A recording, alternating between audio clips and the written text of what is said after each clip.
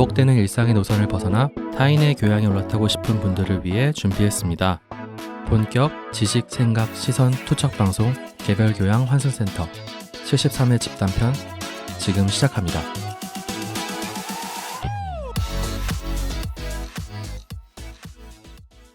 안녕하세요. 안녕하세요. 반갑습니다. 자기소개를 먼저 하고 시작을 해보겠습니다. 저는 정치사회와 문화 콘텐츠를 좋아하는 장필동입니다. 다양한 문화를 넘나들며 공연과 미디어의 세계를 탐방하고 싶은 유랑킴입니다. 세상 모든 비주류와 마이너 감성을 좋아하는 허유생입니다. 문화예술을 즐기는 따뜻한 인상주의자 김순트입니다. 반갑습니다. 반갑습니다. 후원과 댓글을 읽어보도록 하겠습니다. 후원이 들어왔습니다. 와, 저희 저번에 너무 부담드렸나봐요. 방금의 리액션이 굉장히 인위적이었어요. 나중에 들어보시면 알겠지만 굉장히 인위적이었다. 뭐 어쨌든 되게 감사합니다. 일단은 저희 갈라파고스님께서 또 한 번 후원을 해주셨습니다. 감사합니다. 저희 거의 익명의 후원자 아닙니까? 네. 맞아요. 기다려 아저씨. 네, 맞아요. 네. 기다리 아저씨처럼 늘 저희를 지켜봐 주시면서 가끔씩 이렇게 가끔씩이 아니죠. 되게 종종도 아니죠. 되게 자주 이렇게 후원을 해주시는데 이번에 2만 원을 계좌로 후원해 주셨습니다. 너무 감사합니다. 감사합니다. 갈라파고스님은 어떤 분이실까요? 저희를 처음부터 그냥 지켜봐 주신 분일까요? 궁금합니다. 갈라파고스에 계신 분 아닐까요? 그거는 아닐 것 같습니다만 일단 지인일지 아닐지가 조금 궁금한데 맞아요. 나중에 혹시나 뭐 얘기하고 싶으신 마음이 생기시면 언제든지 저희에게 말씀해 주시고 그 다음에 DYEUN 디유님께서도 후원을 해주셨습니다. 근데 이게 되게 특이했던 게 그 후원을 할 때 이름을 본인이 명시할 수가 있거든요. 그 계좌로 입금을 할 때 거기에 그 팟빵 닉네임인 DYEUN을 적으시고 바로 띄어쓰지 않고 한글로 D윤이라고 적어서 보내주셨어요. 어떻게 읽는지를 알려주셨네요. 맞아요. 아마 저희가 그때 얘기하면서 닉네임을 어떻게 읽는지 모르겠다라고 방송에서 얘기를 했었는데 그걸 들으시고 내 이름은 D윤이다라고 친절하게 이렇게 알려주신 게 아닌가. 유랑킴님의 추측이 맞았네요. 맞았어요. 맞아. 혼자 뿌듯했습니다. 거기다가 이제 10,000원까지 후원해 주셔가지고 너무 감사합니다. 너무나 감사했습니다. 감사합니다. 제가 감사합니다. 들어오자마자 그 패널분들한테 자랑했습니다. 디은님께서 저희를 지켜봐주고 계신다 이렇게 말씀을 드렸고 댓글도 적어주셨잖아요. 맞아요. 저희 후루룩 중국 누들로드 편에 댓글 남겨주셨어요. 네. 근데 굉장히 좋은 지적을 해주셨는데 제가 그 방송에서 중국의 행정구역을 설명을 해드리면서 중국이 22개의 성이나 23개의 성으로 나눠질 수 있다고 설명을 드렸거든요. 근데 이게 이제 대만을 포함시키냐 마느냐에 따라서 개수가 달라질 수 있다고 말씀을 드렸는데 이게 조금 오해의 여지가 있는 설명이었더라고요. 대만은 중국의 공산당과 국민당이 싸우고 그러면서 아예 사실 분단 국가처럼 그러니까 별개의 국가가 된 게 맞는데 중국에서는 하나의 중국을 표방을 하다 보니 대만까지도 자기의 성에 포함시켜서 중국에서는 23개의 성이라고 말을 한다고 하더라고요. 그래서 이게 그러니까 보는 관점에 따라서 22개, 23개로 달라진다기보다는 어디에서 주장하느냐에 따라서 이게 갈릴 수 있는 조금 정치적인 사안이었던 것 같아요. 근데 그런 부분들을 좀 충분히 설명드리지 못했던 것 같아서 디유님께서 굉장히 좋은 지적을 해주셔서 감사했습니다. 디유님께서 뭐 얘기하실 때 처음에 본인이 이제 너무 예민하게 반응하는 거일 수도 있지만이라고 말씀을 하셨는데 제가 생각할 때는 전혀 그런 차원의 않습니다. 문제는 아닌 것 같고 맞아요. 물론 저희가 각자 준비할 때 최선을 다해서 오류가 없을 만큼의 노력을 가해서 준비는 하지만 어쩔 수 없이 이게 오류가 발생할 수도 있는 거거든요. 언제든지. 그리고 이게 전하는 과정에 있어서도 오류가 언제든지 발생할 수 있는 거기 때문에 이렇게 댓글로 뭐 잘못된 부분이나 아니면 다르게 생각할 수 있는 부분을 적극적으로 남겨주시면 저희도 또 한 번 배우고 잘못 전달하게 된 부분을 방금 유랑님이 하신 것처럼 한 번 더 청취자분들께 말씀드릴 수 있을 것 같아서 너무나 감사한 피드백이 아닌가 싶었습니다. 맞습니다. 또 댓글이 또 다른 분들도 많이 달아주셨는데 순트님도 읽어주시죠. 네. DJ 띠오님께서 그 위기편에 지구는 멸망하지 않아 들으시고 좋은 의견 남겨주셨어요.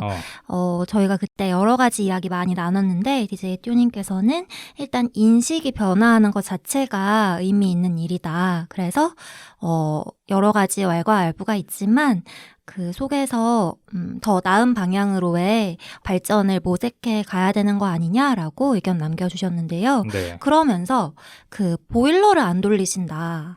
그리고 3년간 집에서 에어컨을 켜신 적이 없다. 하시더라고요. 그래서 깜짝 놀라서 네. 빈둥님한테 말씀드려야 되겠다. 지금 분발해야 된다. 말씀드려야 되겠다 했거든요. 대단하신 것 같아요. 맞아요. 네. 저도 지독하긴 하지만 DJ 띠오님도 만만치 않으신 것 같고 네. 근데 제가 그때 보일러를 안 킨다고 얘기를 했는데 네. 이걸 댓글을 읽어보니까 저는 안 키는 게 아니더라고요. 생각을 해보니까. 그러니까 저는 가족이 같이 살기 때문에 제가 키지 않는 거고 뭐야 이미 따뜻한 집에 살고 계셨구나. 제가 버튼을 누르지 않는 것일 뿐 누군가 항상 켰던 것 같다라는 생각이 지독하다 지독해 진짜. 그래서 저는 그냥 상황이 좀 다른 것 같아요.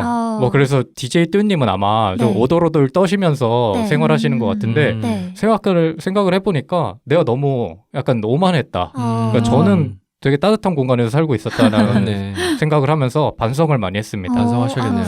네. 빈둥님의 비견할 바가 아니었군요. 네, 저는 그냥 족밥이었습니다. 뚜님을 보면서 올 겨울 이제 난방을 좀 줄여가면서 생활을 해야겠다라는 생각을 저도 댓글을 보고 했습니다. 네. 유생님도 읽어주시죠. 네. 처음으로 댓글 남겨주시는 분인데요. 파충님께서 댓글 남겨주셨습니다. 네. 직업 특성상 하루 8시간 정도 팟캐스트를 들으신다고 하는데요. 그 주역편에 특히 남겨주셔서 굉장히 좋은 에피소드였다고 말씀해 주셔가지고 너무 감사드렸습니다. 감사한 댓글이었습니다. 맞아요. 그리고 이번에는 아마 저희가 신년 에피소드가 올라가고 나서 지금까지 저희를 아껴주셨던 청취자분들이 오랜만에 많이 찾아와 주셨습니다. 특히 달나라 공주님 뭐 댓글로 남겨주셨는데 아마 본인을 모르실 거라고 댓글을 남겨주셨는데 저희 넷은 다 알고 있습니다. 그럼요. 저희가 댓글 한 번이라도 남겨주시거나 아니면 청취 시간 그 순위에서 항상 나타나시는 분들의 닉네임은 저희가 다 기억을 하고 있기 때문에 달나라 공주님이 댓글 남겨주시자마자 너무나 반가워서 저희 패널들끼리 이야기를 나눴고 그다음에 영일사님도 오랜만에 찾아와 주셨습니다. 맞아요. 저희의 초반기에 늘 저희와 함께 해주셨던 영일사님 그리고 김사파림님께서 오랜만에 와주셔서 댓글을 많이 남겨주셨는데 너무나 반가웠습니다. 맞아요. 저희 그 1주년 특집 때 댓글 남겨주신 다음에 이번에 오랜만에 또 찾아주셨는데 오랜만에 찾아와 주신 만큼 댓글을 많이 남겨주셔가지고 저희 모두가 반가워했던 기억이 있습니다. 그래서 이번에도 항상 댓글을 남겨주시는 관뚜껑님, 가영찍님, DJ 뚠님, 디윤님, 포스카일릴님, 호주 해날두님 이렇게 찾아와 주셨고 오랜만에 달나라 공주님, 영일사님, 김사파리님도 와주셨고 그 다음에 처음으로 댓글 남겨주신 파충님까지 저희 한 주 동안 함께 해주신 청취자 여러분들이시고 저희가 남겨주신 만큼 앞으로도 더 열심히 해가지고 지금이 1월인데 남은 11개월 동안도 힘을 내가지고 올 2023년도 다 같이 화이팅 해보도록 하겠습니다. 오늘은 새로운 특집이잖아요. 네. 이번 특집은 제가 또 정했습니다. 순서가 또 제 차례였기 때문에 제가 선택을 했는데 저희가 앞으로 4주 동안 함께 하게 될 특집은 바로 집단 편입니다. 왜 선택했을까요? 말해보시죠. 사실 별 이유가 없습니다. 뭐 진짜로 하고 싶은 게 사실 있었긴 한데 반려하게 했습니다. 뭐였죠? 뭐였는지 기억 못하네 이거. 단체 아니었어요? 제가 진짜 하고 싶었던 특집은 괴담편이었는데 맞다. 세 분의 냉담한 반응에 빠른 시간에 접었습니다. 그래서 이거는 내년 여름에 하기로 제가 기약을 해놨고 기억도 못하고 있었네. 제가 진짜 하고 싶었거든요. 괴담편. 그래서 괴담편에 조금이라도 흥미를 보이시는 청취자분들께서는 한 6개월만 참아주십시오. 6개월 뒤에 여름에는 제가 남양특집이라는 그 핑계를 삼아서 괴담편을 꼭 다뤄보도록 하겠습니다. 뭐 괴담편은 접어두고 이번 주부터는 그 집단편을 저희가 함께하게 될 건데 지금까지 생각을 해보면 저희가 뭐 인물이나 사건에 관련된 내용은 많이 다뤄보긴 했지만 뭔가 집단을 뭉뚱그려가지고 얘기해 본 적은 크게 많지 않은 것 같아요. 그래가지고 뭐 어떤 집단이 됐든 그게 뭐 단체든 그룹이든 간에 본인이 관심 있는 집단을 하나의 에피소드에 녹여가지고 얘기해 보면 또 나름대로 재미가 있고 안 해본 시도이지 않을까 해가지고 이번 주부터 하기로 했습니다. 그래서 오늘 첫 번째 집단편을 꾸려주실 분은 유생님이신데 어떤 집단을 갖고 왔는지 한번 같이 들어보시죠. 그동안 제가 과학 콘텐츠를 많이 그래도 했었잖아요. 근데 이제 과학자 자체, 그러니까 과학과 과학자라는 사회 자체에 대해서는 말씀드린 적이 없는 것 같아서 네, 과학자 집단에 대한 이야기를 오늘 해보고 싶어서 주제를 가져왔습니다. 네, 그래서 제목은 죽은 과학자의 사회 이렇게 지어봤고요. 네. 영화 죽은 시인의 사회를 좀 패러디를 해서 제목을 정해봤는데 먼저 약간 주의사항을 좀 알려드릴게요. 네. 제가 기본적으로 좀 회의적인 사람이고 좀 비판적인 사람이고 사회에 불만이 많은 사람입니다. 네. 그래서 네. 제가 그러다 보니까 네. 오늘 에피소드 같은 경우는 저의 어떤 불만을 많이 이야기할 것 같아요. 네. 그러면서도 제가 굉장히 그 단점들을 쏙쏙 잘 보는 그런 이상한 성격 갖고 있거든요. 네. 그래서 물론 장점도 많을 텐데 과학자 사회 내에서 장점도 많을 텐데 제가 오늘 준비한 얘기는 우리나라의 과학자 사회에 대해서도 단점들을 중심으로 네, 제가 느끼는 것들을 많이 가져왔기 때문에 네. 그런 의도를 가지고 준비된 에피소드다라고 생각해 주시면 좋을 것 같습니다. 그러니까 실제가 그렇다기보다는 네. 제가 보는 관점 중에서도 부정적으로 많이 편향해서 이야기하는 것이다. 이렇게 그래서 이해해 주시면 좋을 것 같습니다. 앞으로 있을 그 얘기들 중에 네. 조금 너무나 비판적이고 뭐 과한 지적이다 이렇게 얘기하실 수도 있지만 네. 애초에 의도된 방향이다. 그렇죠. 네. 네, 들으실 때부터 그게 전체는 아니다라는 거를 먼저 전제해 두겠습니다. 그러네요. 네. 근데 어쨌든 간에 이런 부분이 좀 치명적인 비판점들이 있으니까 이런 부분이 개선돼야 되지 않을까라는 의미에서 준비한 거라고 생각해 주시면 좋을 것 같아요. 아무래도 그 유생님이 전공자이기 때문에 네. 가장 뭐 현실을 잘 알고 계실 수도 있을 것 같고 근데 뭐 다르게 말하면 저희 셋은 관련해서 아는 게 그렇게 많지 않기 때문에 맞습니다. 어떻게 보면 조금 일반인의 입장에서 일반인의 시각에서 유생님의 의견을 받아들일 수 있지 않을까. 네. 뭐 지금까지 뭐 유생님이 과학은 많이 다뤄주셨는데 어떻게 보면 이번에 다룰 과학이 가장 광범위한 느낌이 들 수도 있을 것 같아요. 사실 광범위하다기보다는 아예 다른 학문이라고 생각하시면 될 것 같은데 제가 오늘 이야기할 내용들은 과학기술학 혹은 뭐 과학기술 사회학 이런 내용들을 좀 가져왔어요. 이 학문에서는 어떤 걸 다루냐면은 과학 자체를 다뤄요. 그러니까 과학이라는 어떤 학문 자체를 하나의 철학적 대상으로 삼고 사회학적이나 철학적 대상으로 삼아서 접근하는 거죠. 네. 사실 어떻게 보면 엄밀히 따지면은 사회학 쪽에 좀 가깝긴 해요.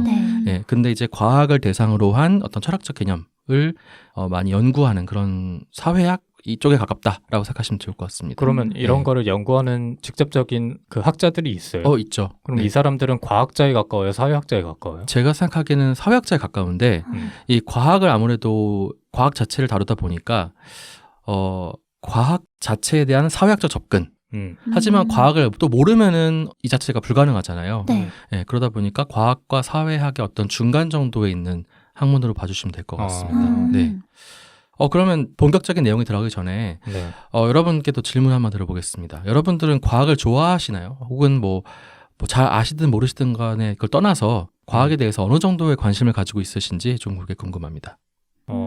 저는 굳이 나누면 뭐 제 상식선에서는 자연과학과 기술과학이 있다고 가정을 하면 자연과학은 전혀 관심이 없고 뭐 관심이 없다라는 게 사실 뭐 책으로 생각하면 책을 읽어보고 싶은 생각도 안 들고 누가 강제로 읽게 해도 바로 덮게 될 것 같은 느낌이 더 일단 우선으로 드는 반면 기술과학은 관심이 있어요. 그래서 특히나 뭐 테크놀로지나 아니면 이런 쪽에서는 제가 뭐 주식 투자를 따로 하고 있기 때문에 뭐 관련해서 기술을 아는 것이 저한테도 도움이 많이 돼가지고 관련된 책이나 아니면 새로운 정보 같은 것들이 있으면 적극적으로 좀 보려고 하는 편입니다. 그럼 투자를 하지 않더라도 관심이 있으셨을 것 같아요? 그런 건 아닌데 오히려 그냥 같이 시작을 하면서 오히려 더 관심이 커진 것 같기도 합니다. 근데 꼭 투자가 아니더라도 기회가 있었으면은 그 기술과학에 대한 정보는 계속 접하려고 했을 것 같아요. 다만 지금까지는 아무래도 저는 문과를 나왔기 때문에 기회 자체가 많이 없어서 그런 측면이 있는 것 같기도 하고 그래서 지금 관련된 책을 읽어보면은 흥미를 느끼는 거를 봐서는 애초에 그런 재미가 저한테도 내재되었던 게 아닌가 싶기도 하고요. 다른 분들은 어떠신가요? 저 같은 경우에는 과학을 정말 잘 모르고 고등학교 때부터도 약간 좀 담을 쌓고 지냈었던 것 같아요.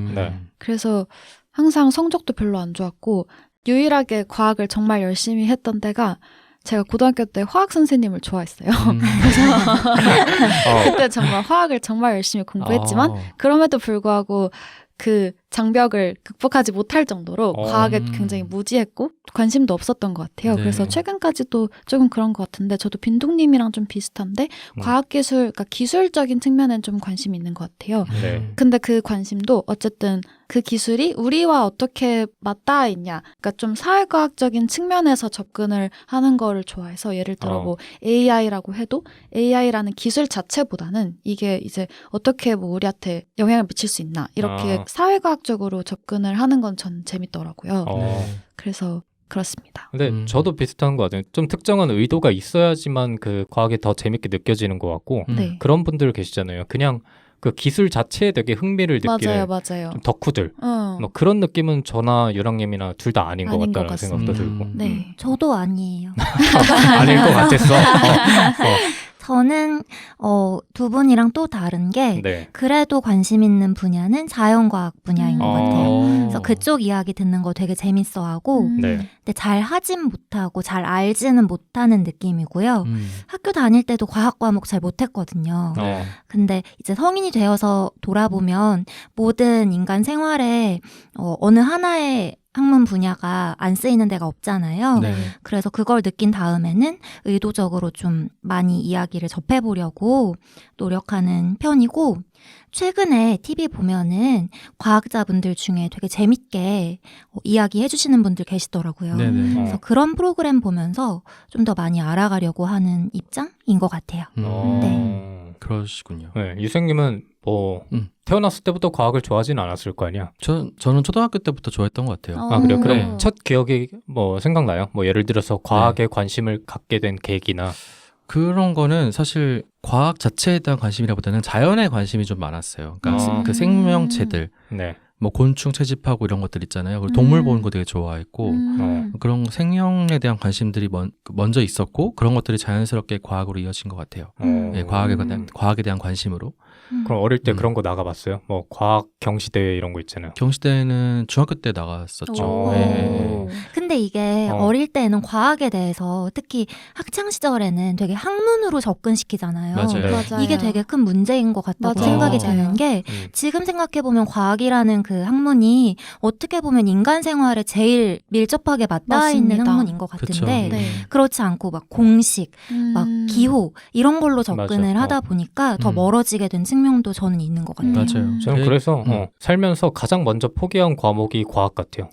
오히려 수학은 조금 붙잡았는데 과학은 이거는 나랑 관계가 없는 학문이구나 하고 바로 놓고 그랬던 기억이 나는데 근데 그 와중에도 학교를 다니다 보면 나랑 별반 다를 거 없는 환경에서 자란 친구들인데 유달리 과학에 관심을 가지는 친구들이 있었단 말이에요.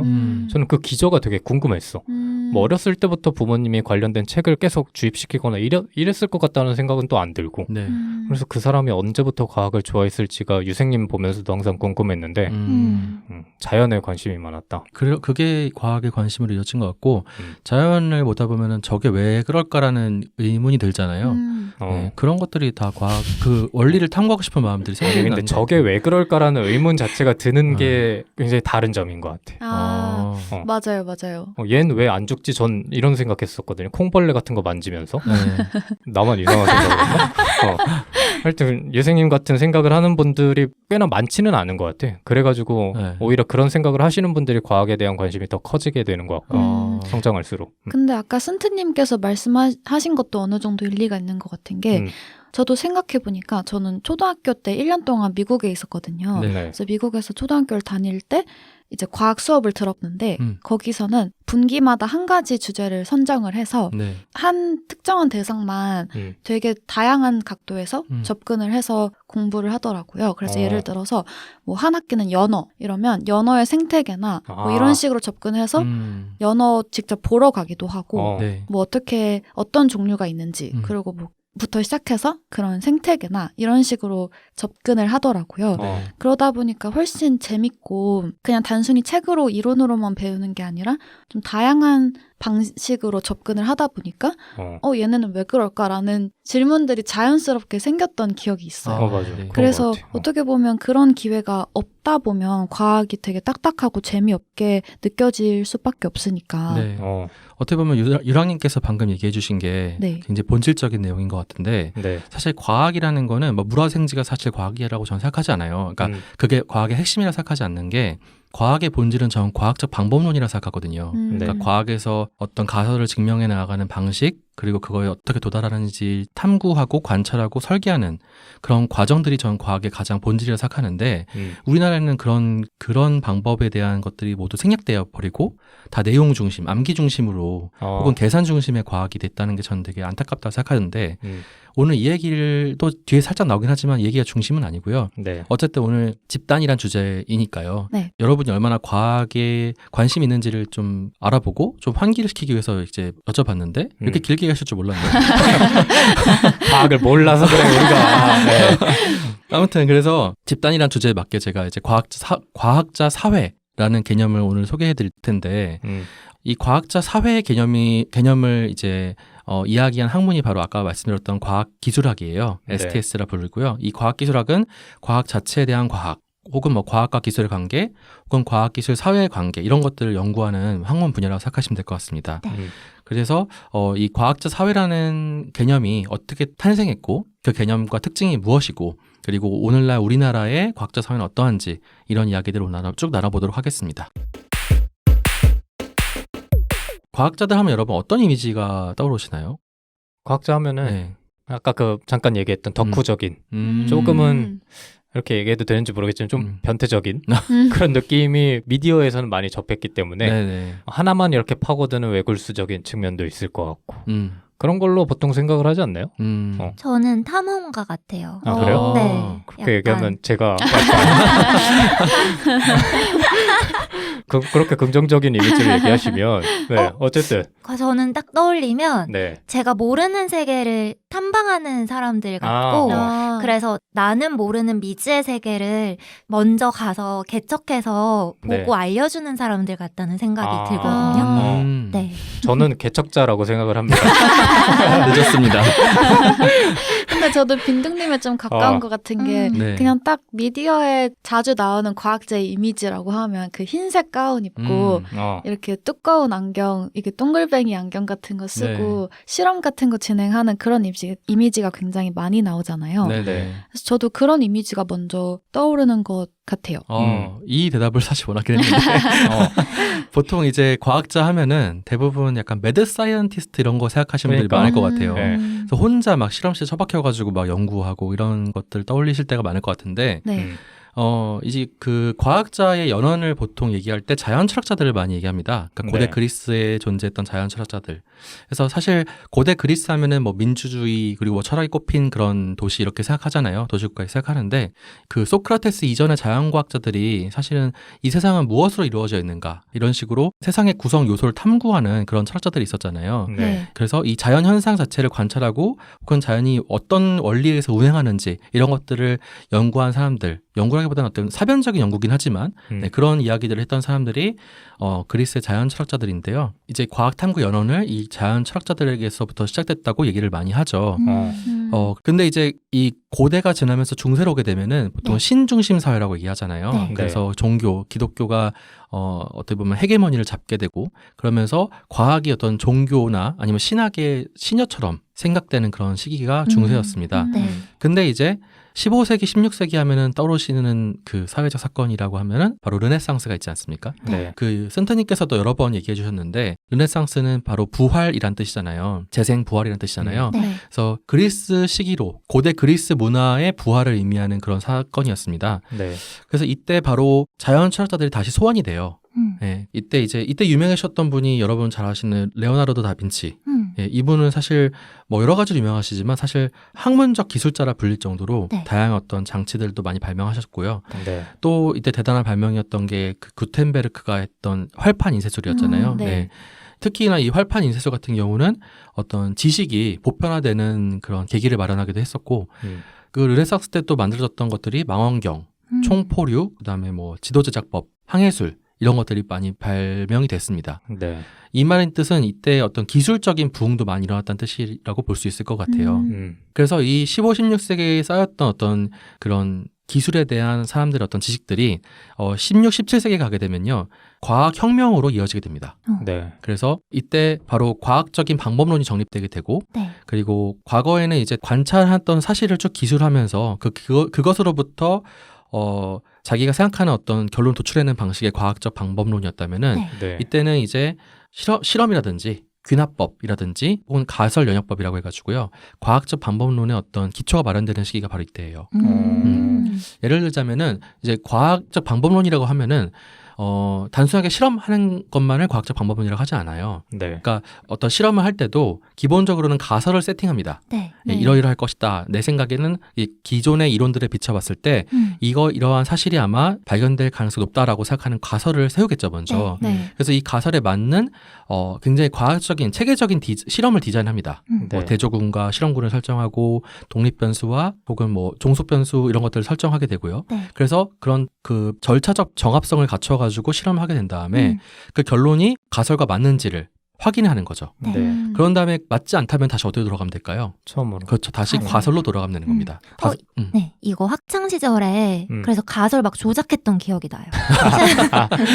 그 전의 결과를 바탕으로. 네, 네. 사실 조작이라보다는 이제 결과를 보고 가설을 수정하는 단계잖아요. 그건 당연히 과학에서 반드시 필요한 단계입니다. 근데 네. 그게 우리가 지금 알고 있는 방법이잖아요. 맞아요. 근데 네. 그 전에는 그럼 어떻게 됐다라는 거죠? 그 전에 이렇게 체계적으로 구성되어 있지 않았다는 거죠. 네. 그냥 뭐 느낌으로 이거 될 것 같다 하면 하는 거고 이런 느낌이요? 그런 사람들도 분명히 있었고, 네, 근데 그렇지 않고 체계적인 방법론을 갖춘 사람들을 이제 과거의 과학자라고 볼 수 있겠죠. 근데 과거에는 그런 체계적인 어떤 방법론이 없다 보니까 연금술사라든지 이런 사람들이 맞아, 나와서 맞아.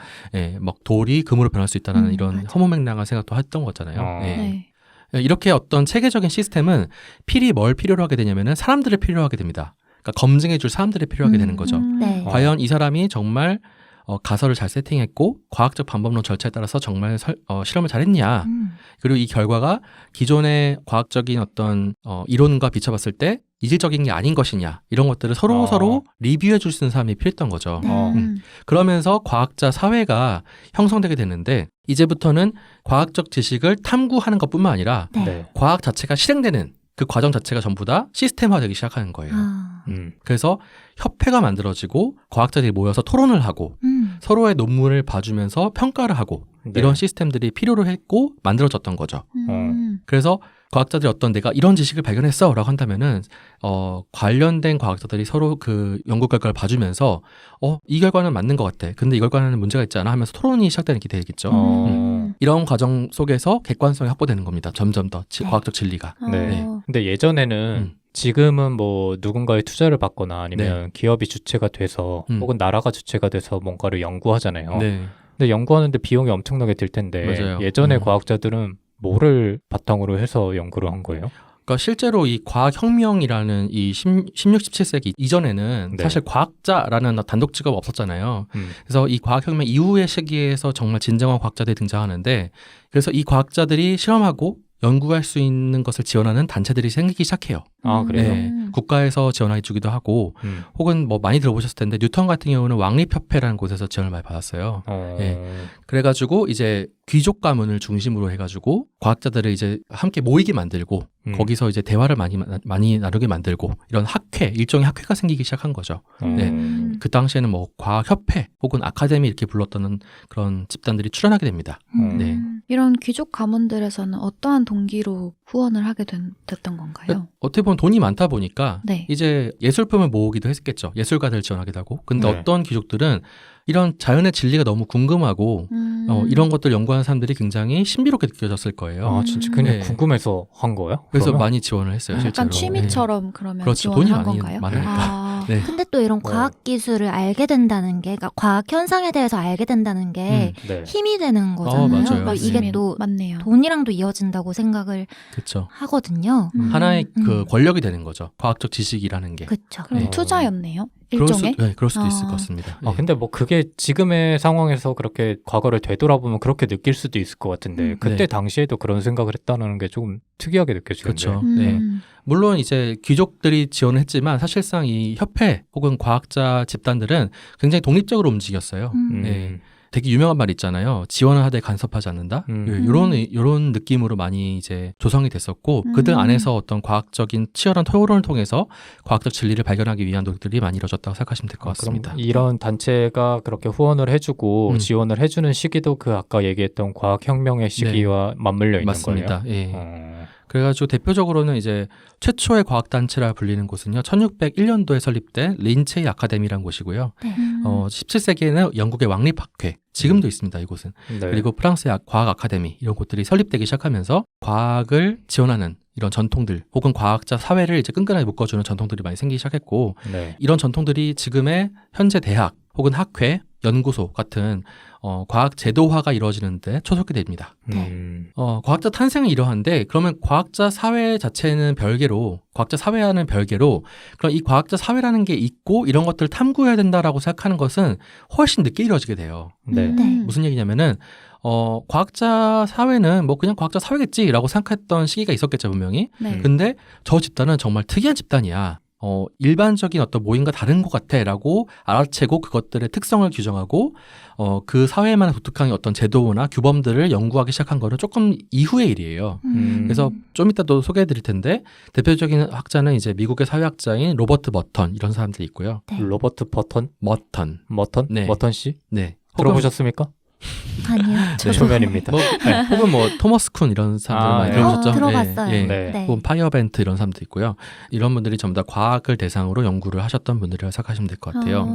그래서 초기에는 과학자 사회 내부에 존재하는 규범 구조 혹은 보상 체계 이런 것들을 주로 연구하셨는데 이런 걸 연구하신 이유는 이제 과학 시스템을 유지하고 통합시키는 기능 이런 관점에서 보기 시작한 거예요. 그러니까 국가가 가지고 있는 과학 시스템이라는 게 있잖아요. 과학 체계라는 게 있는데 그런 것들을 어떻게 유지할 수 있는가.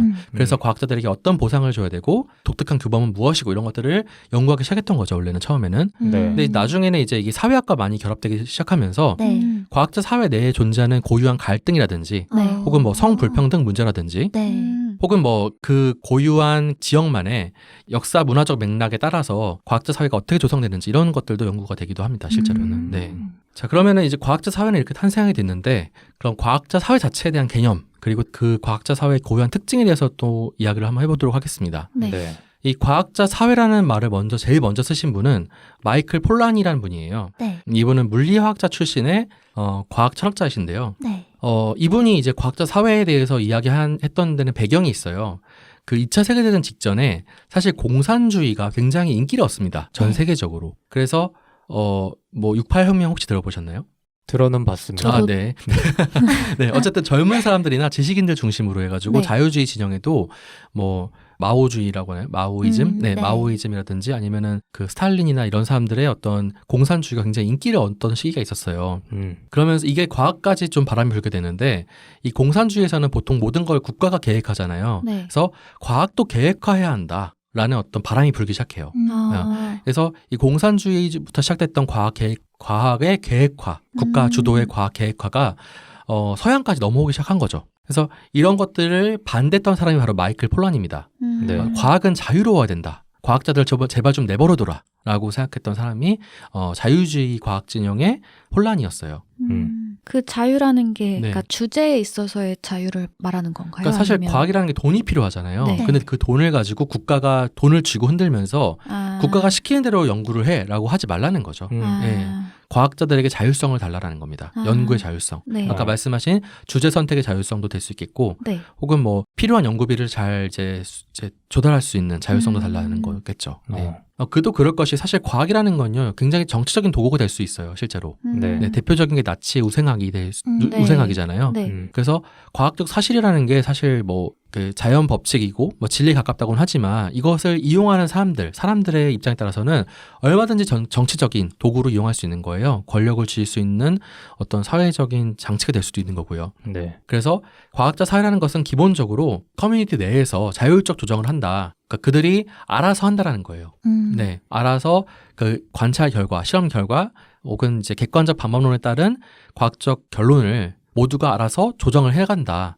틀린 것을 틀렸다고 얘기하고 맞는 거 맞다고 얘기하는 그런 어떤 객관적인 사회가 과학자 사회다라고 했던 사람이 마이클 폴란이었던 거죠. 근데 들어보면 네. 과학자 사회 내에서 아무리 그렇게 하자고 해도 그 지원하는 단체나 네. 정부나 그 기관들의 도움이 없으면 그게 바로 설 수 없는 문제인 것 같다는 생각이 들어요. 맞습니다. 그래서 마이클 폴란이의 문제의식도 그거였어요. 어쨌든 그 재정을 쥐고 흔들게 되면은 네. 과학은 정치의 하수인이 된다라고 했던 사람이었던 것 같아요. 그래서 우리를 자유롭게 해줘라고 했던 사람이 마이클 폴란이었던 거죠. 네. 근데 그것도 되게 좀 오만한 생각 아닌가? 그렇게 볼 수도 있어요. 실제로. 네. 그러니까 왜냐면 네. 물론 저는 과학을 전공하지 않아서 이런 얘기를 하는 걸 수도 있겠지만 네. 아까 지원은 해주되 간섭은 하지 말라고 했던 얘기들이 그 폴라니 씨가 계속 하는 말이잖아요. 네네. 근데 한편으로는 그런 생각도 들거든요. 아까 순트님이 말씀해 주셨다시피 그들이 없으면 연구 자체가 안 되는 상황이라면 그들이 원하는 것도 어느 정도 해줘야 되는 게 사람 사는 도리가 아닐까라는 생각도 드는데 네. 근데 그 사람들이 주장을 하는 건 너네가 지원을 해주지만 그렇게 압력을 주게 되면은 네. 오히려 그 과학적인 결과의 도출에 있어서 문제가 될 수 있다라는 얘기잖아요. 그렇죠. 근데 그들 안에서 좀 섞게 되면은 오히려 문제가 되는 거 아닌가요? 맞습니다. 실제로 그럴 가능성이 너무하죠. 근데 이제 마이클 폴라니가 주장했던 거는 과학자들이 선의를 가지고 있다고 생각하는 것 같아요. 제 생각에 이건 저의 해석인데 네. 그러니까 과학자들은 그런 모든 일체의 감정이라든지 권력 관계를 다 차단시키고 연구를 하니까 그게 어쨌든 간에 사회에 나왔을 때 사회적으로 선용될 거야 라는 어떤 믿음이 있었던 사람이었던 것 같아요. 근데 물론 이 시대적인 상황도 잘 봐야 되는데 워낙에 이때 공산주의 진영에서 이런 과학 지식을 가지고 흔들던 시기였기 때문에 네. 권력을 쥐고 흔들던 시기였기 때문에 더더욱 그런 생각을 많이 했던 것 같습니다. 네. 그리고 뭔가 제 생각에는 과학자라는 게 단순히 그냥 용역을 수행하는 사람들이 아니라 우리가 모르는 진리 같은 거를 찾아내는 사람들이라는 그런 인식이 좀 있는데 네. 그런 과정에 있어서 그러니까 아예 모르던 지식을 생산하는 데 있어서 그게 만약에 자본이나 정치적인 이유로 영향을 받을 수 있다면 우리가 알 수 있는 지식도 그런 외부적인 요인에 의해서 영향을 받게 되는 거잖아요. 네. 그러니까 그런 의미에서 자유를 요구한 게 아닌가 싶어요. 그러니까 뭐 일왕님이 말씀해 주신 것도 이해가 되고 네. 그다음에 유생님이 말씀해 주신 그 사람이 갖고 있던 기저의 생각 과학자들은 선의를 가지고 연구를 한다라는 것도 이해는 되지만 네. 한편으로는 조금의 선민의식도 느껴지는 거는 지울 수가 없는 것 같아요. 그 선민의식을 이제 더욱 강화시켜준 학자가 바로 로버트 머턴이라는 분인데요.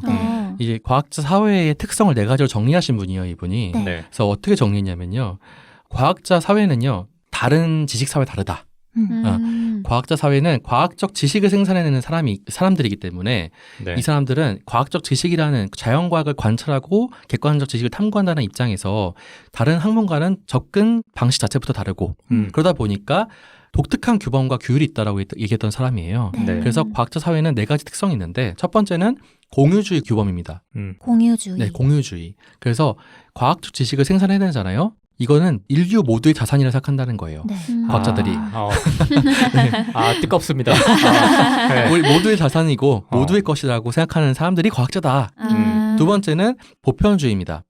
과학자들은 기본적인 보편주의를 인정한다는 거죠. 과학적 지식에. 그래서 내가 아무리 새로운 걸 발견한다 할지라도 그것들이 기존의 질서에 너무 어긋나 있다. 그러면 조금 수정하려고 노력도 많이 한다는 거죠. 네. 그리고 비과학적인 것들 모두 배제시킨다. 예를 들어서 저거는 흑인이 연구했으니까 잘못된 거야. 혹은 저거는 성소수자가 연구했으니까 잘못된 거야. 이런 생각을 일치하지 않는다는 거예요. 네.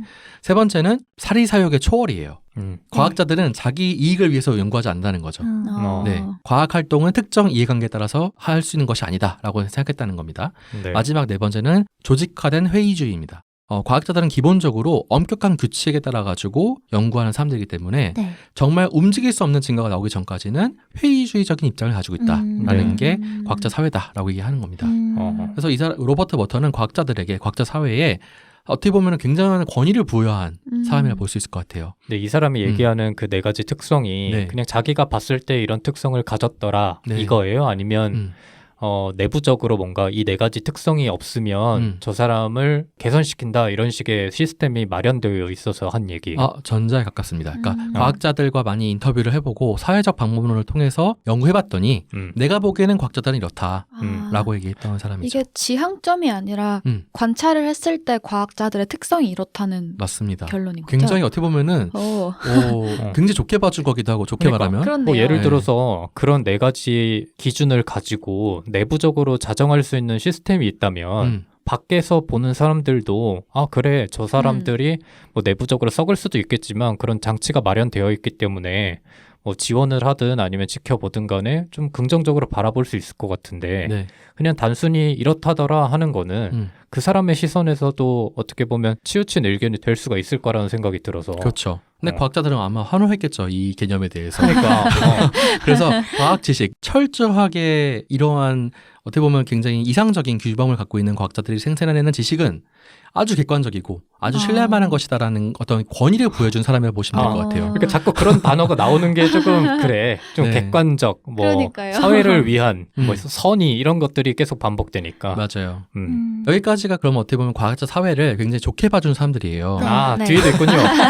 여기서 끝나는 줄 알고 네. 조금 흥분했습니다. 그런데 이제 이거에 반기를 들고 나온 사람이 바로 여러분 잘 아시는 토머스 쿤입니다. 네. 토머스 쿤의 대표적인 저서가 과학혁명의 구조잖아요. 네. 많이 들어보셨을 텐데 이 책에서 이제 과학자 사회는 그러지 않을 수 있어라는 얘기를 하게 되는 거죠. 토머스 쿤이 얘기했던 중요한 개념 중에 하나가 패러다임이잖아요. 네. 그래서 패러다임이라는 건 뭐냐면은 한 시대의 사회 전체가 공유하는 이론이나 방법 혹은 문제의식 등을 총체적으로 일컫는 체계라고 보시면 될 것 같은데 예를 들면은 과거에는 천동설이었다면은 그것들이 지나오면서 지동설이 되기도 했잖아요. 이렇게 그 사회가 믿고 있는 어떤 신념체계 넓게는 신념체계고 과학에만 한정된다면 과학의 어떤 그 지식이라고 생각하시면 될 것 같아요.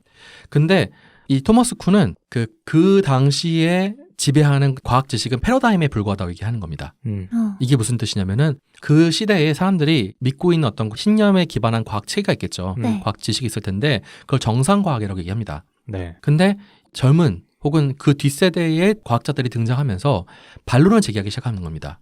예외를 발견하게 되는 거고요. 이상한 지점들을 지적하게 되는 거죠. 정상과학에서는 끊임없이 그거를 방어를 하려고 노력을 해요. 그러면서 자꾸 이상한 이론들 덧붙이기 시작합니다. 근데 그것들이 어느 순간 지저분해 보이기 시작하는 거죠. 너무 이거는 이상하지 않니? 이거는 기존 과학과도 안 맞지 않느냐라고 하면서 그 패러다임이 허점을 드러내게 되는 겁니다. 그러면은 근데 사실 이 패러다임이라는 게 굉장히 무서운 게 뭐냐면요. 이 패러다임을 중심으로 뭉치는 과학 공동체가 있을 거 아닙니까? 그 과학 공동체 내에서 이 패러다임을 굉장히 굳게 믿고 있을 텐데 외부에서 그 패러다임을 지적하기 시작하고 거기 허점을 발견하기 시작한다면요. 공격받는 느낌 받을 거예요. 그러면서 그 기존 패러다임을 믿는 과학 공동체, 과학자 사회와 새로운 패러다임을 믿는 과학자 사회가 충돌하기 시작하겠죠. 그랬을 때 이 패러다임이 그러면은 과거 패러다임에서 새로운 패러다임으로 넘어가게 될 수도 있고 혹은 뭐 새로운 패러다임이 좌절하게 될 수도 있을 거 아닙니까? 근데 어쨌든 넘어간다고 생각해 봤을 때 이 넘어가는 과정이 매끄럽지가 않다는 게 토머스 쿤의 주장입니다. 매끄럽지가 않다는 게 구체적으로 어떤 말이죠? 굉장히 개싸움이 일어나는 거죠. 그러니까 이 두 과학자 서로를 인정하지 않는다는 거 아니야? 인정하지 않는 걸 넘어서 정치적으로 한 사회가 다른 사회를 죽이려고 하기도 하고 그러니까 밟아버리려고 하기도 하고 그러니까 이 과학자들 사회 내부에서도 정치적인 알력 다툼과 권력 체계가 있다라고 얘기하는 게 토머스 쿤의 입장이에요. 왜냐하면 그 지식 자체가 그 사람들의 힘이었잖아요. 맞아요. 그러니까 그 지식이 거부된다는 거는 본인들이 지니고 있던 그 힘을 다 내려놔야 된다는 말이 되기 때문에 맞습니다. 진짜 정치랑도 비교할 수 있을 것 같아요. 그러니까 그러면 토머스 쿤이 얘기했던 게 과학자들도 결국 사회를 구성하는 일반적인 사람들과 다르지 않다라는 거예요? 아니면 구체적으로 그들이 서로를 이렇게 배척하는 행위를 문제 삼은 거예요? 그러니까 토머스 쿤은 그냥 그 패러다임이 전환될 때 그것들이 정말 과학적 방법론에 입각해가지고 그것도 객관적 진리의 어떤 전환이라고 보지 않는다는 거죠. 그러니까 과학적인 어떤 방법대로 젠틀하게 과학자 사회가 추구하는 어떤 토론과 이런 걸 거쳐가지고 합의에 의해서 생기는 게 아니라 오히려 더 개싸움일 수 있다는 얘기를 하는 지금까지 겁니다. 너네가 얘기하고 있는 과학자 사회와 다르게 실제로는 그렇게 별반 다르지 않다. 우리도 별반 다르지 않고 나아가서는 더 심하게 이렇게 바뀌어 나가고 있는데 그 고귀함을 좀 지적한 거네요. 맞아요. 어떻게 보면. 그래서 어떻게까지 얘기하냐면요. 기존 패러다임에서 새로운 패러다임으로 넘어가려면은 기존에 있던 그 올드 과학자들은, 올드 사이언티스트들은 끝끝내 이 새로운 패러다임을 인정하지 않을 거기 때문에 결국 이 사람들이 다 죽어야 된다. 다 죽고 나서 새로운 패러다임이 자리 잡을 수도 있다라고 얘기까지 했던 사람이 토마스 쿤이었어요. 네. 근데 기존 과학사회의 그런 특성으로 볼 때 네. 이런 주장을 하는 토마스 쿤의 경우에는 엄청난 비판을 받았을 것 같은 생각이 드는데 당연하죠. 굉장히 싫어했죠. 그 이후에 네. 평판이 어떻게 됩니까, 이 사람은? 그 이후에 사실 제가 처음에 말씀드렸던 과학자 사회를 좋게 보는 진영이 있었고, 과학자 사회를 조금 더 어떻게 보면은 이 일반 사회와 다를 게 없다, 일반 지식 사회와 다를 게 없다라고 봤던 이 토마스 쿤 이후에 네. 과학 상대주의자들의 학자들이 있거든요. 이 계보가 서로 충돌을 많이 해요, 실제로.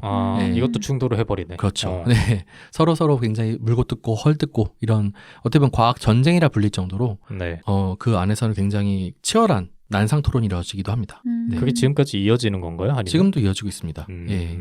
물론 이제 오늘은 제가 과학자 사회를 중심으로 말씀드리겠지만, 네. 그러면 그걸 넘어서 그럼 정말 과학이 객관적이냐, 과학이 진리냐, 혹은 과학도 상대적인 어떤 지식에 불과하냐, 이것도 가지고도 엄청 싸워요. 네. 사실 더 큰 층위의 이야기가 있는데 오늘은 과학자 사회에만 집중해서 얘기를 하도록 하겠습니다. 네. 그래서 이제 토마스 쿤이 이런 얘기를 하고 나서부터 생겨났던 학문이 과학 지식 사회학이에요. 네. 그러니까 과학 지식이 사회적으로 어떻게 해석될 수 있는가를 연구하는 학문이라고 보시면 될 것 같아요. 네. 네. 그래서 과학적 지식이라는 것도 결국에는 사회적 맥락 안에서 해석되고 사회적인 맥락 안에서 생산되는 것이다. 어떻게 보면 과학 지식을 굉장히 지엽적으로 한정시킨 그런 학문이기도 하죠. 어떻게 보면. 네. 쉽게 말하면 그 시대에 쓸모 있는 과학의 지식이 있을 뿐이다. 보편적인 진리라는 건 없다라고까지 나아간 진영이기도 해요. 네. 아까 말씀드렸던 것처럼 오늘날에는 이런 과학 절대주의 진영과 과학 사회주의 진영, 그러니까 과학자들 사회를 굉장히 객관적인 지식을 탐구하는 사람들이라고 보는 그런 진영과 과학은 결국에는 사회적 맥락 안에서 과학적 지식이 생기는 것뿐이다라고 생각하는 진영이 서로 치고받고 싸우고 그런 상황이라고 보시면 될 것 같습니다. 사실 근데 굉장히 이런 전통도 저는 부러운 게 이런 과학에 대한 혹은 과학자 사회에 대한 논의라는 것들이 어떻게 보면은 지식의 헤게모니를 잡는 일이기도 하거든요. 네. 그러니까 이런 담론을 누가 주도하느냐가 굉장히 중요하다고 저는 생각해요. 그런데 이것들이 전부 다 서구 중심으로, 서양 중심으로 이루어지고 있고 우리나라에는 이런 과학 사회학 자체가 굉장히 늦게 들어왔어요. 1900년대로 넘어가서 들어오기 때문에 어떻게 보면 최근에도 사실 관심 있는 사람들 많이 없기도 하고요. 그러니까 좀 아쉬운 부분이 좀 있죠, 사실은. 그러면은 이제 우리나라의 이야기를 좀 해볼게요. 우리나라의 과학자 사회는 도대체 어떤 상황인가? 명과하면 어떠한가? 이런 얘기를 해보고 싶은데 몇 가지 질문을 좀 드려볼게요. 여러분들은 우리나라 과학자 중에 아시는 분이 혹시 있나요? 아는 분이 혹시 있으신가요? 저는 언론에 많이 비춰지시는 교수님들. 그래서 그 정재승 교수님. 그 과학 콘서트 저 예전부터 어릴 때부터 읽고 자랐거든요. 그래서 정재승 교수님, 김상욱 교수님 최근에 물리학자 교수님 맞으신가요? 네. 학자님. 그리고 그 기후 환경 관련해서 최재천 교수님이라고 계시더라고요. 근데 그분들이 하시는 연구 분야 이런 거는 알고 있지만 구체적으로 어떤 업적을 세우셨는지는 잘 모르고 그분들이 전해주는 과학 이야기를 듣다 보니까 알게 된 분들이지 평소에 특별히 뭐 과학 분야에 관심이 있어서 아는 과학자가 있다 하는 거는 없는 것 같아요. 네. 저도 정말 그 언론에서 자주 비춰지는 그 교수님들 외에는 잘 모르고 그마저도 거의 모르는 상태이기도 하고 막 황우석 박사님처럼 큰 무리를 일으키거나 이제 미디어에서 집중적인 스포트라이트를 받지 않은 이상 의도적으로 제가 먼저 찾아보거나 관심을 갖게 되는 분들은 거의 없더라고요. 그래서 아무래도 일단 과학이라는 게 관심을 갖고 있는 사람 외에는 되게 좀 접근하기 어려운 진입장벽이 있는 학문이라고 생각을 해요. 그래서 미디어에서 어떻게 비춰지고 미디어에서 어떤 부분을 다루느냐가 저 같은 과학에 대해서 좀 무지한 사람들이 과학을 어떻게 받아들이고 생각하는지에 대해서 영향을 좀 많이 미치는 것 같더라고요. 네. 비농님은요? 저는 더 심각한 것 같아요. 저는 교과서에서 배운 게 끝이기 때문에 제가 기억하는 마지막 과학자는 장영실 씨가 왜 안 나오나? 윤무구 교수님 있잖아요. 그분을 과학자라고 할 수 있나? 조류학자죠. 세 박사. 장영실에서 끝난 것 같아요. 저는 그 이후로는 뭐 물론 접하긴 했지만 기억이 잘 안 나고. 그럼 지금 말씀하신 분들의 어떤 그 연구 분야, 세부 연구 분야를 알고 있는 분이 있나요, 혹시? 모르죠. 저는 거의 몰라요. 네. 이상한 질문하지 마세요. 알겠습니다. 그러면 두 번째로 뭘 질문해 보고 싶냐면요. 여러분들이 우리나라의 과학기술정보통신부라는 그 부처가 있잖아요. 네. 거기서 이제 과학기술 정책을 담당하고 있는 부처인데 네. 거기서 추진하고 있는 혹은 시행하고 있는 어떤 과학기술 정책을 알고 있는 게 혹시 있으신가요? 우주과학연구? 좀 세부적 구체적으로 알고 있는 것들이 있으신지. 구체적으로. 예. 충분히 구체적인 것 같은데. 우주과학 연구 정보는. 최근에 뉴스에 많이 나와가지고 그냥 관심 있게 기사를 읽다 보니까 네. 우주과학 연구를 되게 추진하고 있구나라는 그 생각을 하게 됐고 그 아르테미스 협정에 네네. 대해서 읽은 적이 있어요. 그래서 달 연구나 달 탐사에 있어서 우리나라도 되게 관심을 가지고 적극적으로 참여하려고 하고 있구나 정도예요. 네. 네. 있으신가요? 네. 기본적으로는 잘 모르기는 하는데 네. 네. 예를 들어 뭐 그 자율주행 자동차 관련 법규 같은 것도 여기에서 다루는 건가요? 법규 자체는 이제 네. 다루긴 하는데 보통 국회의원들이 많이 예, 발의를 하다 보니까 네. 예. 뭐 잘 몰라요. 그렇다면 잘 모른다. 네. 네네. 저도 잘 모릅니다. 그렇군요. 네. 그러면은 마지막 질문은 국회의원 중에 혹시 과학기술자 출신 국회의원이 누가 있는지 혹시 알고 있는 분이 있으신지? 모릅니다. 네. 몰라요. 저도 기억이 없는데. 누가 제가 있나? 알기로는 거의 없습니다. 그 비례대표로 몇 명 정도 들어가 있는 정도? 네. 왜 기억을 못 하는지를 생각을 해보면 그 사람들이 뭐 있긴 하겠죠. 뭐 네. 말씀하신 대로 비례대표로 들어가거나 할 텐데 네. 대부분 미디어에 나오는 사람들은 좀 자기를 돋보이고 싶거나 네. 아니면 특정한 이슈 때문에 나오는데 그런 분들은 그런 데서 많이 보지 못했던 것 같아요. 맞아요. 그냥 아마 조용히 하고 맞아요. 계시는 일이 있다거나 아니면 애초에 그 수 자체가 많지 않기 때문에 노출이 덜 된 걸 수도 있고 네. 네, 그런 생각이 드는데 네. 실제로 그런가요? 제가 생각해도 좀 그런 것 같아요. 네. 이런 질문을 왜 드렸냐면은 우리나라 과학자 사회가 과연 사회적으로 눈에 띄는가? 그들이 정치나 혹은 정책에 깊이 관여하는가? 그리고 그것들이 국민적인 공감대를 얻고 있는가? 이런 수준에서 봤을 때 전 좀 처참하다 느껴지거든요. 네. 거의 없다라고 좀 많이 느껴져요. 네. 그 이유가 우리나라는 과학자 사회를 양성하고 관리하거든요. 네.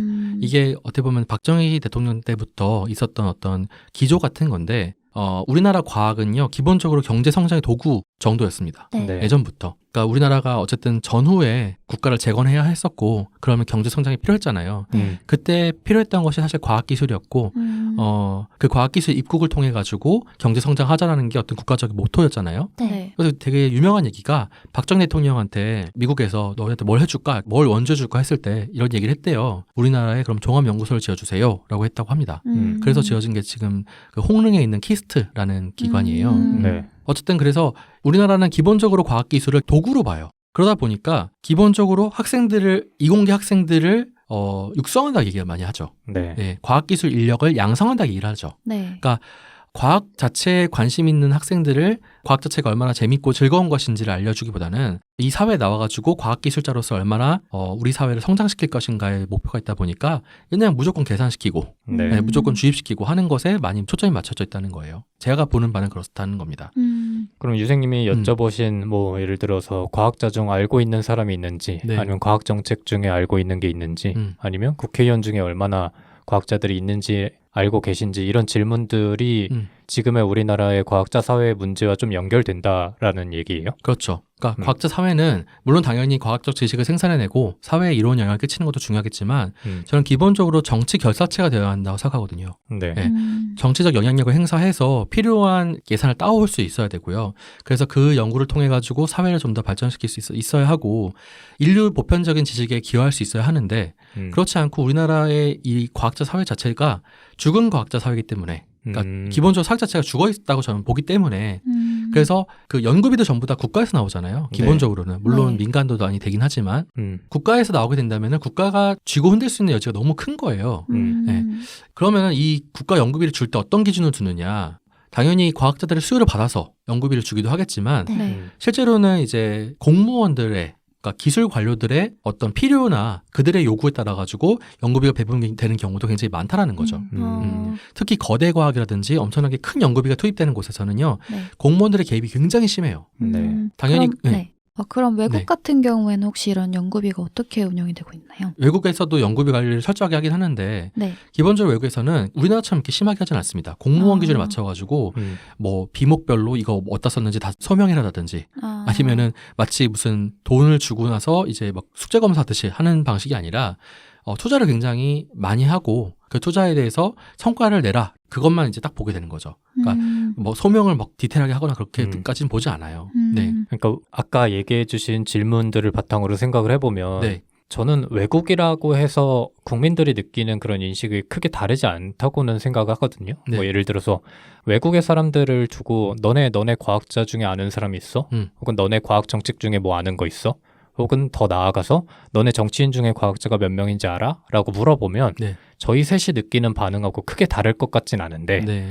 문제는 그 나라에서는 특히나 외국에서는 그런 인식 자체가 국민들한테 깔려있지 않아도 대부분의 정치인들이나 아니면 사회 전반적인 인식 자체가 과학자들한테 무언가를 성과를 내라고 강요하는 분위기가 아니고 그들의 그냥 연구를 맡겨주는 분위기인데 맞아요. 우리나라는 그게 아니기 때문에 오히려 과학자들이 더 뭉쳐서 방금 말씀해주신 그런 결사체처럼 정치 결사체처럼 이런 거를 꾸려나가야 된다라고 주장하는 게 맞는 건가요? 네, 그렇게 될 것 같습니다. 그렇게 말씀하시는 거죠? 실제로 그리고 외국에서는 지폐 있잖아요. 네. 네. 외국의 화폐에 우리나라 화폐에는 과학자가 한 명도 없습니다.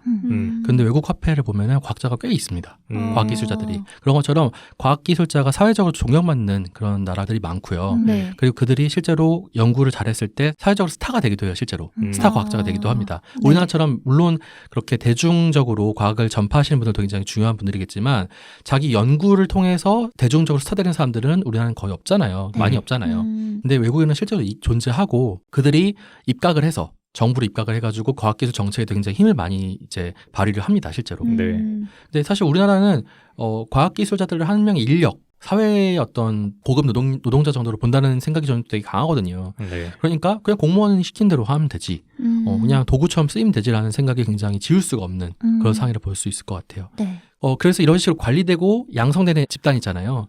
그러니까 이 사람들이 권력을 또 내면합니다. 네. 그래서 이공계 내에서 학생 연구원을 착취하고 이런 구조들이 사실상 이제 사회적 문제가 되기도 했잖아요. 네. 그러니까 이것들이 계속 악순환을 반복하는 그런 시스템이 우리나라의 어떤 과학자 사회가 아닌가 하는 마음에서 좀 안타까운 마음을 저는 가지고 있어서 네. 이런 이야기를 드리고 싶었어요.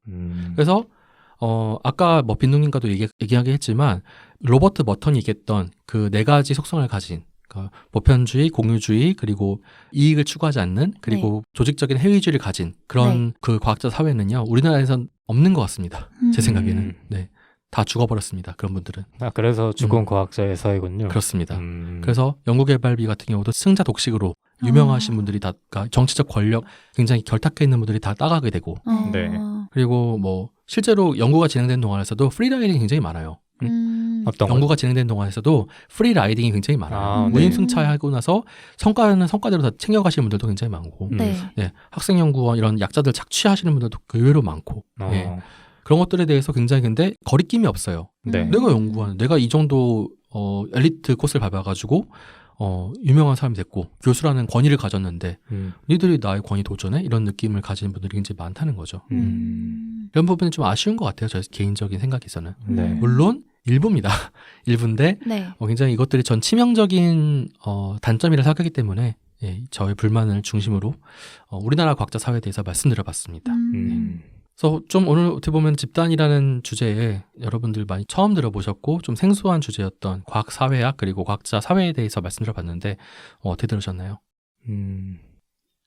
저는 재밌었어요. 그리고 정말 표정이 재밌었던 표정이 아닌데 무표정으로 재밌었다고 마지막에는 좀 암담하다는 생각이 들어서 그런 표정이었군요.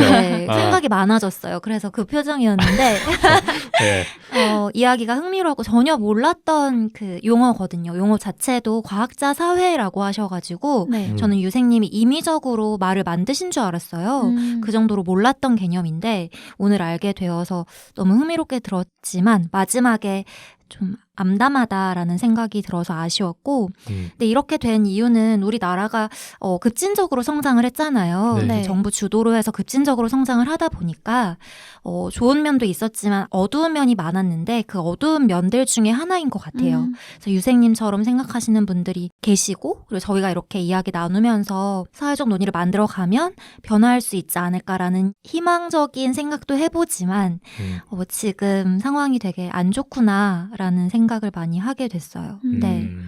저도 제가 잘 모르는 분야이기는 했지만 여태까지 과학자 사회에 대해서 되게 접할 기회가 없었던 것 같기도 하고 논의가 활발하게 이루어지고 있지도 않다는 생각이 많이 들었고 네. 지적해 주신 문제들이 이런 병폐들이 사실 너무 깊게 뿌리를 내렸고 너무 다양한 요인들이 복합적으로 섞여 있다 보니까 한 번에 해결하기가 정말 어렵겠다라는 생각이 들더라고요.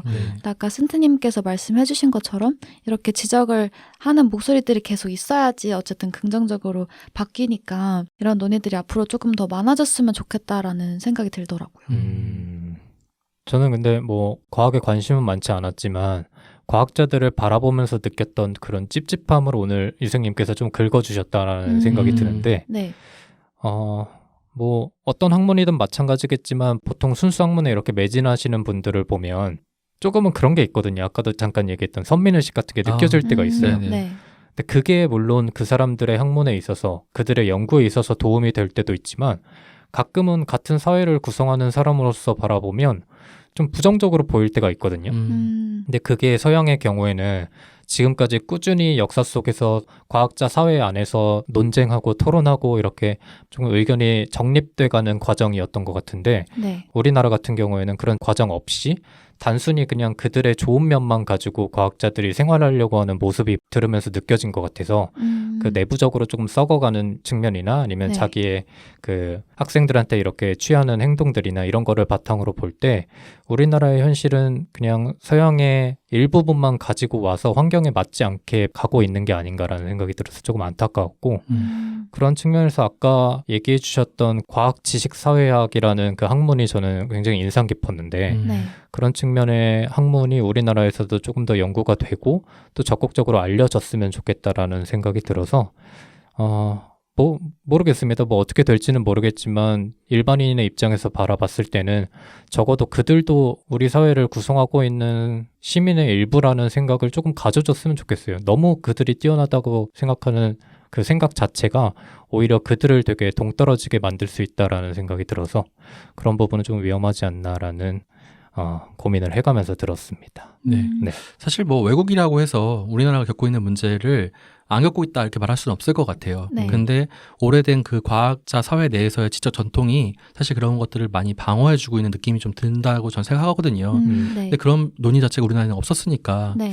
좀 안타까운 부분들이 많다라는 말씀드리고 싶고 최근에 이제 어떤 유튜브 영상을 봤는데 요새 이공계에서 공부 잘하는 친구들 전부 다 의대 가잖아요. 네. 그래서 와 다들 돈 벌고 싶어서 가는구나 이렇게 폄하할 수 있는데 그 의사 중에 한 분이 나와가지고 젊은 의사분이 얘기하시는 걸 들었어요. 근데 그분이 뭐라고 얘기하셨냐면은 완전 순수 이학 혹은 공학 같은 경우는 자기가 범접할 수 없겠다는 생각이 든다는 거예요. 그러니까 의학은 어쨌든 기존의 지식들을 잘 외우면 되는 거잖아요. 네. 근데 그 이공계 쪽 가게 되면은 사실 나중에 석사 박사 쪽으로 가면서 새로운 지식을 창출해낼 수 있어야 되거든요. 네. 자기는 못하겠다 이렇게 생각한다는 거예요. 아. 그리고 그렇게만 얘기하셨지만 사실 그 기전에는 뭐도 있다고 생각하냐면은 결국 그래서 그렇게 열심히 해가지고 성공할 확률 자체도 낮다.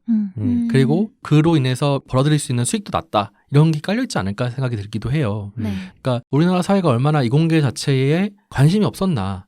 그래서 이 우수한 인력들을 전부 다 의학 쪽에만 뺏겨가는 건 아닌가. 네. 물론 그것도 의미는 있겠지만 어쨌든 간에 한 사회의 그 과학기술이라는 것은 굉장히 중요한 일이잖아요. 중요한 어떤 경쟁력이잖아요. 근데 네. 그런 것들을 그런 인재들이 전부 다 의학 쪽에만 흡수되는 것들이 참 안타깝다라는 생각이 들기도 했습니다. 그래서 이런 광범위한 이야기들을 여러분과 나눠서 좀 혼란스러우셨을 수도 있는데 생소한 개념이지만 한번 관심을 가져주셨으면 하는 마음에서 오늘 에피소드 준비해봤습니다. 네. 끝입니다.